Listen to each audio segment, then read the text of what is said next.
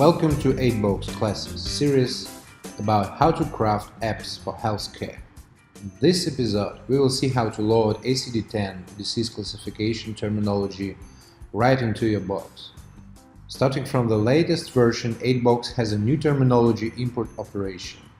The Health Samurai have prepared packages for popular coding systems like ICD-10 and LOIC. In the near future, we will pack for you Eric's norms, SNOMED CT, and a basic fire value sets.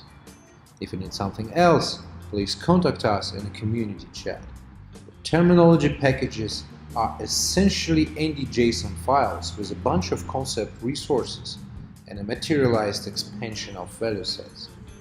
If you want to know more about the terminology design in Aidbox, read my blog post.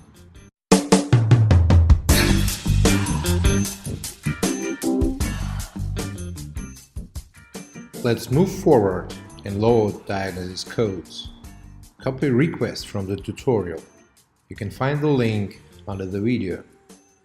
And go to the REST console, call an import operation from ICD-10 package. Import will take some time depending on size of your package and respond you with a number of imported resources. Let's see what do we have.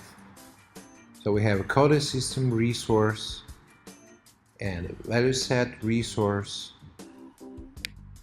ICD-10 codes are imported as a concept resources. We have about 40,000 of concepts. Each concept has a system code and display elements and some additional attributes specific for the coded system. We can use ordinary search API to look up concepts, for example using I like search parameter. If you have more than one coded system loaded, you can filter concept by coded system ID or by value set ID. As you can see, I like search takes some time. Can we make it faster? Work in progress for declarative search indexing. For now, let's create the trigram index manually. Go to SQL console, copy the following statement. We've just created a functional index for concept table and run vacuum analyze to make database know about it. Now let's try again.